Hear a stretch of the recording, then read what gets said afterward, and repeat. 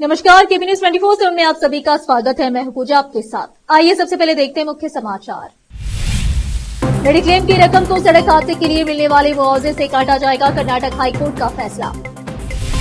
बेंगलुरु में शर्मनाक हरकत, 3 गायों के काटे गए स्तन आरोपी गिरफ्तार।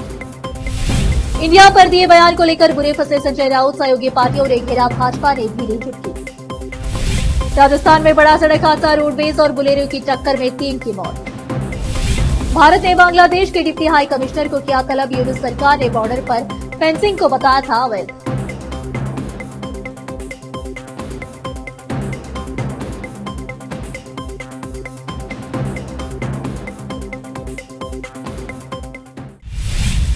अब समाचार विस्तार से। अपनी मांगों को लेकर दिल्ली में 45 दिन से भूख हड़ताल पर बैठे किसान नेता जगजीत सिंह डल्लेवाल ने एमएसपी स्वामीनाथन की रिपोर्ट के मुताबिक C2450 को मानक और वैधानिक आधार पर लागू करने की मांग को लेकर भूख हड़ताल की जा रही है। अब उनकी तबीयत दिन ब दिन बिगड़ती जा रही है। इस मामले पर कर्नाटक राज्य रैत संघ और ग्रीन ब्रिगेड जिला इकाई बीदर द्वारा बीदर में विरोध प्रदर्शन किया गया और कहा गया कि हम चेतावनी देते हैं कि अगर उन्हें कुछ हुआ तो केंद्र सरकार को जिम्मेदारी उठानी होगी और कहा कि माननीय प्रधानमंत्री जी ने किसानों के साथ छलाव किया है। इसके अलावा वे किसानों के होठों पर घी डाल रहे हैं और मजाक कर रहे हैं। यह सब तनाव में रखे एमएसपी न्यूनतम समर्थन मूल्य लागू करने और किसान नेता जगजीत सिंह डल्लेवाल की जान बचाने का काम करने की मांग करते हैं। इस अवसर पर डीसी के माध्यम से प्रधानमंत्री नरेंद्र मोदी को ज्ञापन दिया गया। इस अवसर पर सिद्धरामप्पा आंडुरे अध्यक्ष, श्रीमंत बिरादर कार्य अध्यक्ष, दयानंद स्वामी प्रधान कार्यदर्शी, चंद्रशेखर जमखंडी और अन्य उपस्थित थे। केबी न्यूज के कैमरामैन पपुराज का कवरेज। बसपा कल्याण के विधायक शरणु सलगार जो केडीपी मीटिंग में और विधानसभा में नई रीपा हॉस्पिटल पर जो आरोप लगा रहे हैं, इस संबंध में रीपा हॉस्पिटल के मालिक डॉक्टर जियाउद्दीन ने प्रेस मीट आयोजित की और उन पर लगाए सभी आरोपों की निंदा करते हुए खुलासा किया है। बसपा कल्याण से केपी न्यूज के संवाददाता समीर शेख की रिपोर्ट। कर्नाटक उच्च न्यायालय ने कहा कि बीमा पॉलिसी से मिलने वाली मेडिक्लेम की रकम को मोटर वाहन अधिनियम के तहत इलाज के खर्च और अस्पताल में भर्ती होने के लिए दिए गए मुआवजे में से काटा जाएगा। हाईकोर्ट ने सड़क हादसे में घायल दंपति के मुआवजे को लेकर दायर याचिका पर सुनवाई करते हुए यह फैसला सुनाया। कर्नाटक हाईकोर्ट के न्यायाधीश हंसते संजीव कुमार ने बीमा कंपनी को सड़क हादसे में घायल होने वाले एस हनुमंतप्पा के परिवार को 4,93,839 रुपए और 6% वार्षिक ब्याज की दर से मुआवजा देने का निर्देश दिया। वहीं अदालत ने बीमा कंपनी को मेडिक्लेम पॉलिसी के जरिए पहले चुकाए गए 1.8 लाख रुपए की कटौती करने का आदेश दिया।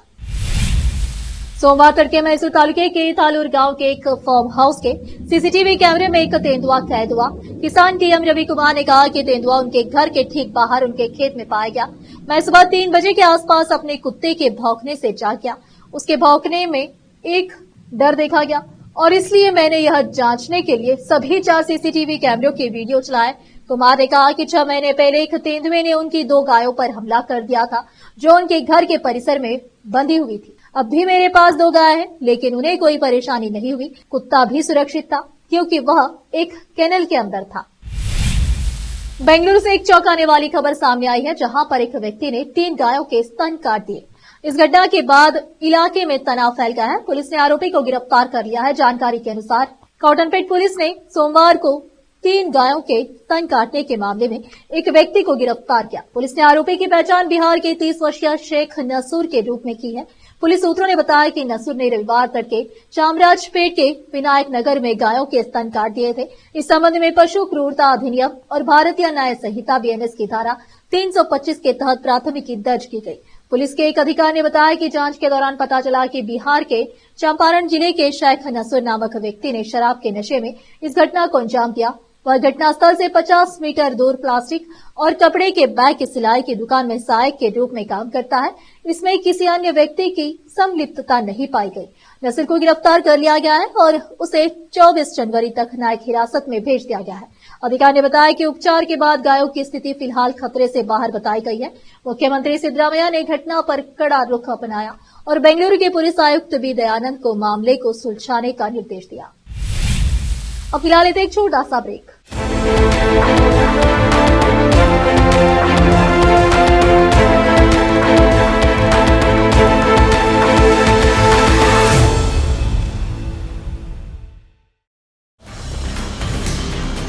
हिंदुस्तान के हर कोने में हम हैं मौजूद।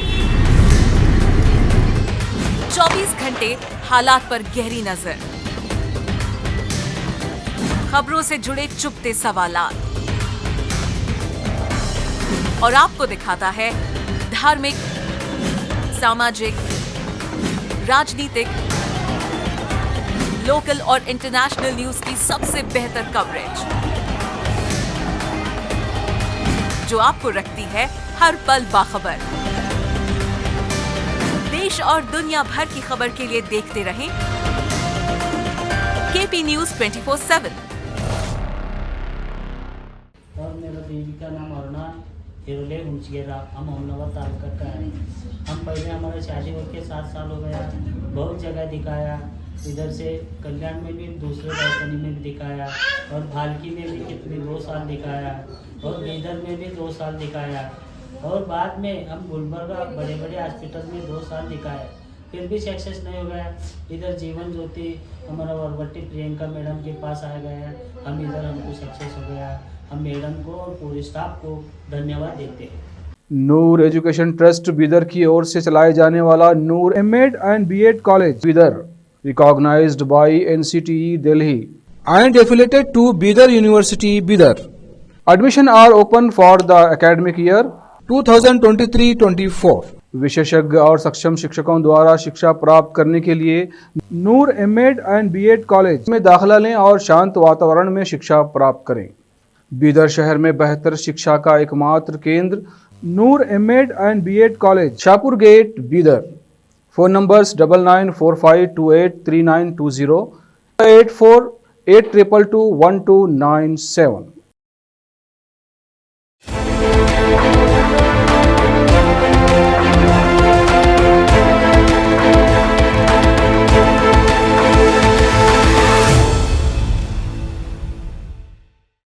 ब्रेक के बाद आप सभी का स्वागत है। आइए देखते हैं देश के अन्य समाचार। महाराष्ट्र में हाल ही में शिवसेना यूबीटी नेता संजय राउत के बयान के बाद सियासी हलचल तेज हो गई है। दरअसल उन्होंने कहा था कि इंडी गठबंधन लोकसभा चुनाव के लिए बना था, लोकसभा चुनाव के बाद एक बैठक नहीं हुई। अपने इस बयान के बाद वे बुरे फंस गए। उनके सहयोगी पार्टियों के नेता उन्हें घेरने लगे। इस बीच उनके इस बयान को लेकर भाजपा ने प्रतिक्रिया दी। महाराष्ट्र में भाजपा नेता ने बताया कि विपक्षी गठबंधन इंडिया विघटित हो रहा है क्योंकि उनके पास देश के विकास के लिए कोई विचारधारा और नीति नहीं है। महाराष्ट्र के मंत्री और भाजपा प्रदेश अध्यक्ष चंद्रशेखर बावनकुले ने नागपुर में पत्रकारों से बात की। उन्होंने कहा कि विपक्षी गठबंधन इंडिया टूट रहा है और महाराष्ट्र में शिवसेना यूबीटी कांग्रेस के खिलाफ है। विपक्षी गठबंधन इंडिया के पास देश के विकास के लिए कोई विचारधारा और नीति नहीं है। गठबंधन के सभी नेता छिटक गए हैं। महाराष्ट्र में आप देख सकते हैं कि शिवसेना यूबीटी प्रमुख उद्धव ठाकरे और शरद पवार कांग्रेस के खिलाफ है क्योंकि उनके पास कोई विचारधारा नहीं है। प्रधानमंत्री नरेंद्र मोदी ने सोमवार को जम्मू कश्मीर के सोनमार्ग इलाके में जेड-मोड सुरंग का उद्घाटन किया। प्रधानमंत्री नरेंद्र मोदी ने सुरंग के निर्माण कार्य से जुड़ी टीम से बातचीत की, जिसमें टीम ने सुरंग के निर्माण की प्रक्रिया और इससे संबंधित चुनौतियों के बारे में पीएम मोदी को जानकारी दी। यह सुरंग श्रीनगर सोनमार्ग पर स्थित है, जो जम्मू कश्मीर के क्षेत्रीय विकास और कनेक्टिविटी को बढ़ावा देने के लिहाजे से बेहद अहम है। इस दौरान उन्होंने राहुल गांधी पर भी तंज किया। प्रधानमंत्री मोदी ने राहुल गांधी पर तंज कसते हुए कहा कि रात के समय भी लाल चौक पर रौनक होती है। आज श्रीनगर में लोग आराम से फिल्में देखते हैं। जम्मू कश्मीर में हालात बदलने का श्रेय यहाँ की आवाम को जाता है, आप सभी को जाता है। आपने लोकतंत्र को मजबूत किया है, आपने भविष्य को मजबूत किया है। यहाँ नौजवानों का भविष्य बिल्कुल साफ दिख रहा है। बता दें कि अगस्त में 2024 में राहुल गांधी ने कांग्रेस के राष्ट्रीय अध्यक्ष मल्लिकार्जुन खड़गे के साथ श्रीनगर के लाल चौक पर एक आइसक्रीम पार्लर का दौरा किया था। इस दौरान उन्होंने आइसक्रीम का भी लुत्फ उठाया। प्रधानमंत्री नरेंद्र मोदी ने कश्मीर के सोनमार्ग में बने जेड-मोड टनल का उद्घाटन कर दिया है। इस मौके पर जम्मू कश्मीर के मुख्यमंत्री उमर अब्दुल्ला और केंद्रीय सड़क परिवहन और राजमार्ग मंत्री नितिन गडकरी भी मौजूद थे। इस टनल के खुलने से अब किसी भी मौसम में बगैर किसी रुकावट के आम लोग श्रीनगर से लेह तक जा पाएंगे। इस टनल को तैयार करने में 2700 करोड़ रुपए का खर्चा है। इस मौके पर नितिन गडकरी ने इस टनल की खूबियों से देश को अवगत कराया। कश्मीर के सोनमार्ग में नितिन गडकरी ने कहा 6.5 किलोमीटर लंबी इस सुरंग को बनाने में कुल 2700 करोड़ रुपए खर्च हुए हैं। इसी के साथ जोड़कर जोजिला टनल बना रहे हैं, जो 14 किलोमीटर है और 18 किलोमीटर उसका अप्रोच रोड है। उसे तैयार करने में 6,800 करोड़ रुपए का खर्च आएगा। मुझे ये बताते हुए खुशी हो रही है, जब हमने इसका टेंडर निकाला था तो उस समय हमने इसकी कीमत 12,000 करोड़ रुपए तय किया था, लेकिन अब हम इसका काम केवल 6,800 करोड़ में बनाकर तैयार करने जा रहे हैं। यानी इसमें अब 5,000 करोड़ के लगभग की अब बचत है। एक साल हमने इसे लेकर स्टडी किया। इसके बनने से श्रीनगर से ले पहुंचने में अब 3.5 घंटे का समय कम लगेगा। ये एशिया का सबसे ऊंचाई पर बना टनल है। ये ऑल सीजन रोड है।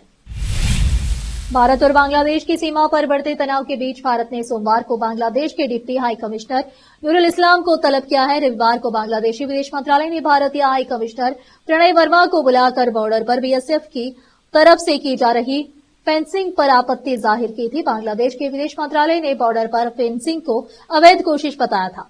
हालांकि मोहम्मद यूनुस के नेतृत्व वाली बांग्लादेश की अंतरिम सरकार ने इस मामले में कोई बयान जारी नहीं किया है। भारत और बांग्लादेश के बीच 4,156 किलोमीटर का बॉर्डर है। इसमें से 3,271 किलोमीटर एरिया में भारत ने फेंसिंग कर दी है।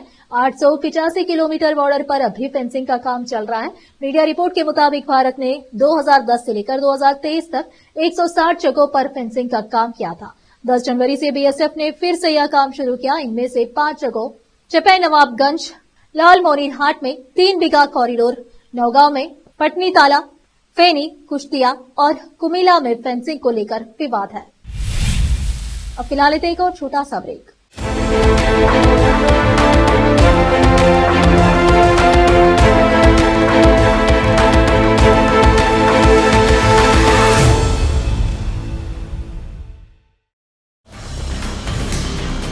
हिंदुस्तान के हर कोने में हम हैं मौजूद।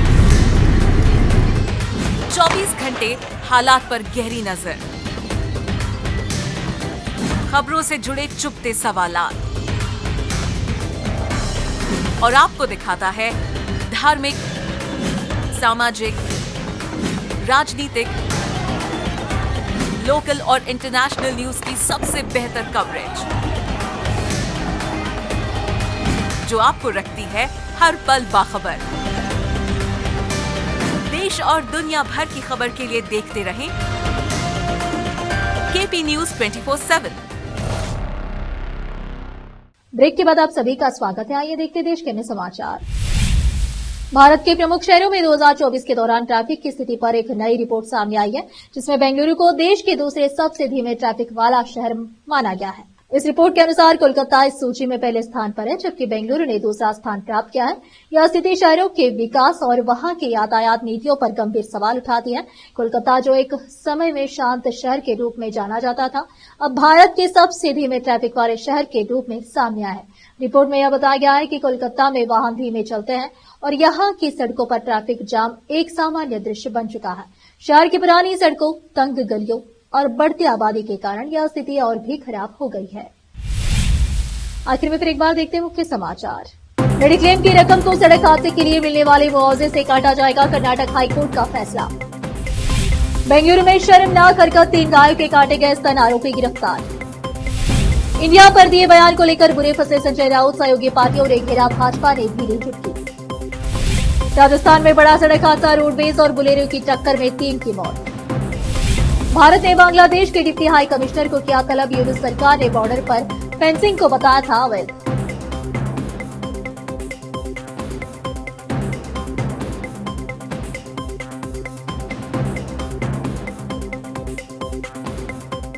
केपी न्यूज में इस वक्त के लिए इतना ही। देश विदेश के समाचारों के लिए देखते रहिए आपका अपना चैनल केपी न्यूज 24/7।